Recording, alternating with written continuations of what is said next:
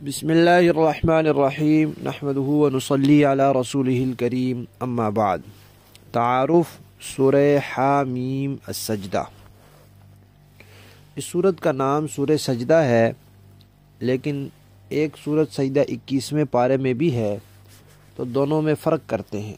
اس کے شروع میں الف لام میم آتا ہے اور اس کے شروع میں حامیم آتا ہے، تو اس کو سورہ حامیم سجدہ کہتے ہیں، اور اس کو صرف سجدہ کہتے ہیں یا الف لام میم سجدہ کہتے ہیں۔ اس کے اور بھی نام ہیں، ایک نام ہے سورہ فصلت، یہ لفظ بھی آیا ہے اس کی 3 آیت میں، اور اس کو سورہ اقوات بھی کہتے ہیں۔ پچھلی سورت کے شروع میں یہ بات بتائی گئی تھی کہ 7 سورتیں قرآن پاک میں ایسی ہیں جو اکٹھی ہیں، لگاتار آئی ہیں، اور ان میں سے ہر سورت حامیم سے شروع ہوتی ہے۔ ان کو حوامیم 7 کہتے ہیں، اور یہ پورے قرآن پاک کا خلاصہ ہے، پورے قرآن پاک کی زینت ہیں، اور قرآن پاک کی اہم ترین صورتوں میں سے ہیں۔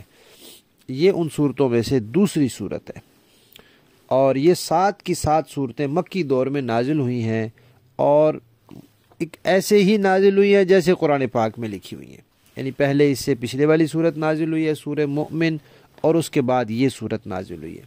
تو اس طرح سورہ مؤمن کا جو نزول کا شمار ہے وہ 60 ہے، تو اس کا 61 ہے، اور قرآن پاک کی ترتیب میں سورہ مؤمن جو ہے وہ 40ویں نمبر پر ہے، تو یہ 41ویں نمبر پر ہے۔ اس میں 6 رکوع ہیں، 54 آیات ہیں، 709 کلمات ہیں، اور 3406 حروف ہیں۔ پچھلی صورت میں توحید کا مضمون تھا اور قرآن پاک کی طرف دعوت کا تذکرہ تھا، اور اس صورت میں قرآن پاک کی سچائی اور حقانیت اور نبی پاک صلی اللہ علیہ وسلم کی رسالت کا تذکرہ ہے، اور دعوت الی القرآن اس صورت میں بھی ہے۔ مفسرین کرام لکھتے ہیں کہ اس صورت کے مضامین کا خلاصہ کیا ہے؟ ایک تو توحید ہے، دوسرا رسالت ہے، تیسرا توحید اور رسالت کے انکار کرنے والوں کے لیے ڈانٹ ڈپٹ ہے، اور ان کے لیے سزا کا تذکرہ ہے اور عذاب کا تذکرہ ہے۔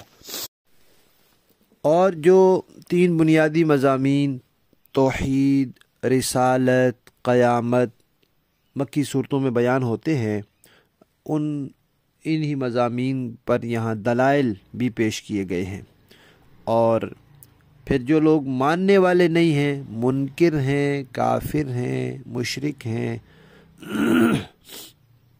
ان کا تذکرہ بھی ہے کہ قیامت کے احوال ہیں، ان کے عذاب کا تذکرہ ہے، اور یہ بھی بتایا ہے کہ اب کے لوگ، صرف یہ نہیں کہ اب کے لوگوں کو سزا ہے، اس سے پہلے جتنے لوگ منکرین گزرے ہیں تو ان کا بھی یہی انجام ہے، اور موجودہ لوگوں کا بھی انجام یہی ہوگا۔ کافر مشرک چاہے پچھلے زمانے کا ہو، چاہے اب کا ہو، چاہے بعد کا ہو، انجام سب کا ایک ہے۔ اور جہاں اس صورت میں قرآن پاک کی سچائی اور اس کی حقانیت کو بیان کیا گیا ہے، وہاں اس بات کو خوب واضح کیا گیا کہ یہ کتاب بالکل حق ہے، سچی ہے، اس میں کوئی بات غلط نہیں ہے، کوئی شک شبہ کی گنجائش نہیں ہے۔ یہ نہیں فرمایا کہ شک شبہ کرنے والے نہیں ہیں، کہا شک شبہ ہے ہی نہیں، اس میں گنجائش نہیں ہے، کرنے والے تو ہیں، وہ ان کی عقل کا قصور ہے یا ان کی دیانت کا قصور ہے۔ جو کچھ اعتراضات قرآن پاک پر کیے جاتے ہیں، ان میں سے کچھ اعتراضات کے یہاں جوابات بھی دیے ہیں۔ اور ایک واقعہ یہاں آیا ہے کہ ایک مرتبہ بیت اللہ شریف کے پاس کچھ لوگ جو ہیں وہ بیٹھے ہوئے تھے، ان میں عتبہ بن ربیعہ بھی تھا جو قریش کا سردار سمجھا جاتا تھا، اور اس کے پاس اور کچھ قریشی لوگ بیٹھے تھے، جبکہ دوسری طرف نبی پاک صلی اللہ علیہ وسلم اکیلے عبادت کر رہے تھے۔ عتبہ نے اپنے لوگوں سے کہا کہ اگر تم لوگ اس کو مناسب سمجھو تو میں محمد سے بات کرتا ہوں، کچھ ترغیب دیتا ہوں، کچھ لالچ دیتا ہوں کہ جو چیز وہ قبول کر لیں گے ہم ان کو دے دیں گے۔ یہ جو انہوں نے توحید کی اور یہ باتیں شروع کی ہیں دین کی، اس سے ہمارے ہاں بڑا انتشار ہو رہا ہے، تو اس کو ختم کرنا چاہیے۔ وہ مال چاہتے ہیں تو ان کو مال دے دیں گے، سرداری چاہتے ہیں سرداری دے دیں گے۔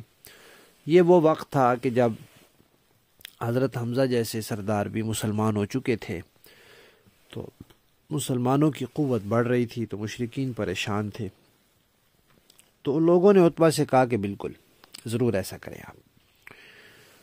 عتبہ جو ہے وہ نبی پاک صلی اللہ علیہ وسلم کے پاس پہنچ گیا اور بات شروع کی۔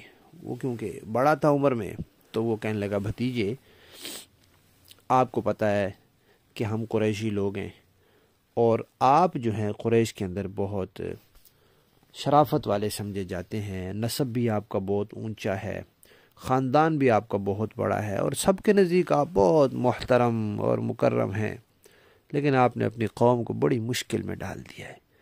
آپ ایک ایسی دعوت لے کر آئے ہیں جس سے پوری قوم میں انتشار ہو گیا ہے، گھر گھر میں لڑائی ہو گئی ہے۔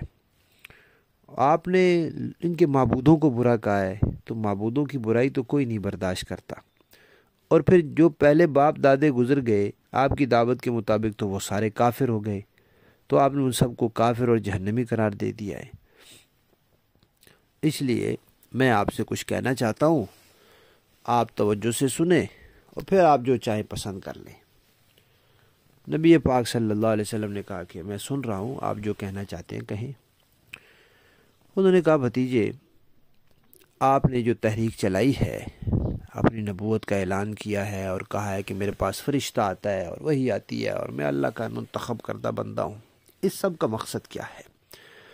اگر آپ کا مقصد ہے کہ آپ نے مال جمع کرنا ہے، تو ہم آپ سے وعدہ کرتے ہیں کہ ہم اتنا مال آپ کے لیے جمع کر دیں گے کہ آپ ساری قوم سے زیادہ مالدار ہو جائیں گے۔ اور اگر آپ کا مقصد ہے آپ نے سردار بننا ہے، بڑا بننا ہے، اقتدار اور حکومت آپ کو چاہیے، تو بھی ہم سب مل کے آپ کو اپنا سردار بنا لیں گے اور آپ کے حکم کے بغیر کوئی کام نہیں کریں گے، آپ کو بادشاہ بنا دیں گے۔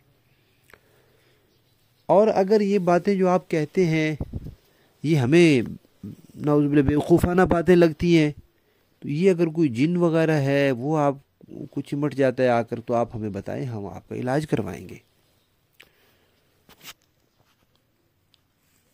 اور وہ علاج بھی ہم اپنے خرچے سے کرائیں گے تاکہ آپ اس تکلیف سے نجات پائیں۔